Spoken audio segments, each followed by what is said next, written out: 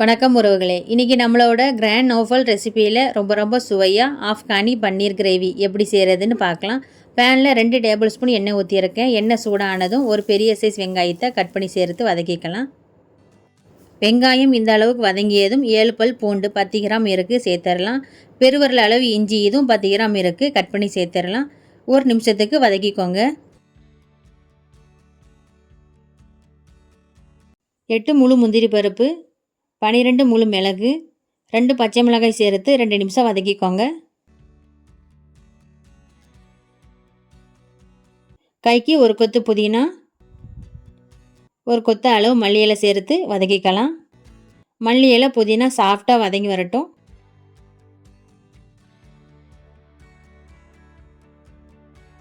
இதை அப்படியே ஆற வச்சிடலாம். நல்லா சூடு ஆறினதும் 3 டேபிள் ஸ்பூன் 75 மில்லி கெட்டியான தயிர் சேர்த்து நல்லா நைஸாக அரைச்சி எடுத்துக்கோங்க.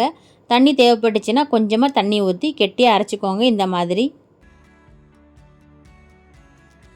1.5 டேபிள் ஸ்பூன் நெய் சேர்த்துடலாம். 150 கிராம் பன்னீரை சேர்த்துடலாம்.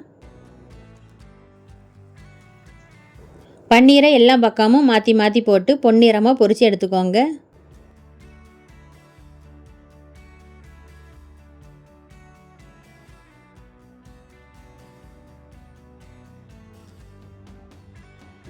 அதே பேனில் 2 டேபிள் ஸ்பூன் எண்ணெய் ஊற்றிடலாம்.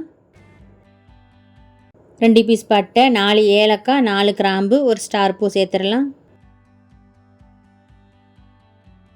அரைச்சி வச்சுருந்த பேஸ்ட்டு சேர்த்துடலாம்.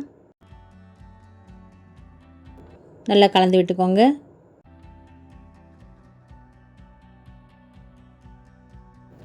தீயை மீடியமாக வச்சு 5 நிமிஷம் வேக வச்சிடலாம்.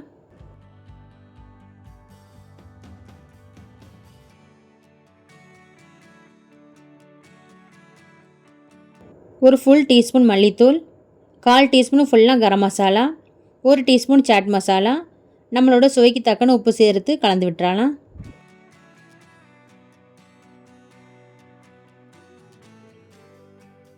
ஒரு டம்ளர் தண்ணி ஊற்றிடலாம்.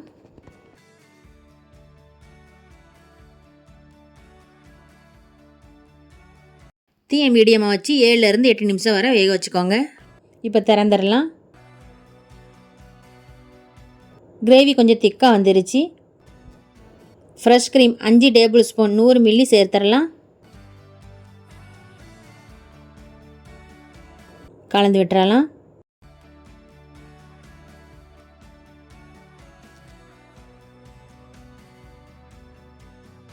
மூணுலேருந்து 4 நிமிஷம் வரை மூடிடலாம். இப்போ பன்னீரை சேர்த்துடலாம். இதில் 1 டீஸ்பூன் கஸ்தூரி மேத்தி, கொஞ்சமாக மல்லி இலை சேர்த்து கலந்து விட்டுறலாம்.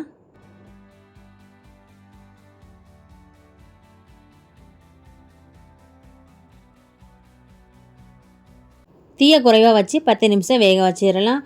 பன்னீர் கிரேவியில் நல்லா மிக்ஸ் ஆகி சாஃப்டாக வெந்து வரட்டும். 10 நிமிஷம் ஆயிடுச்சு, திறந்துடலாம். நம்ம ஊற்றின எண்ணெய் அழகாக தெளிஞ்சு வந்திருக்கு. ஆஃப்கானி பன்னீர் கிரேவி நல்ல மணமாக ரொம்ப சுவையாக சூப்பராக ரெடி ஆயிருச்சு.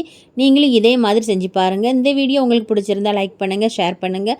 நம்மளோட கிராண்ட் நோஃபல் ரெசிபிக்கு சப்ஸ்கிரைப் பண்ணுங்கள். நன்றி.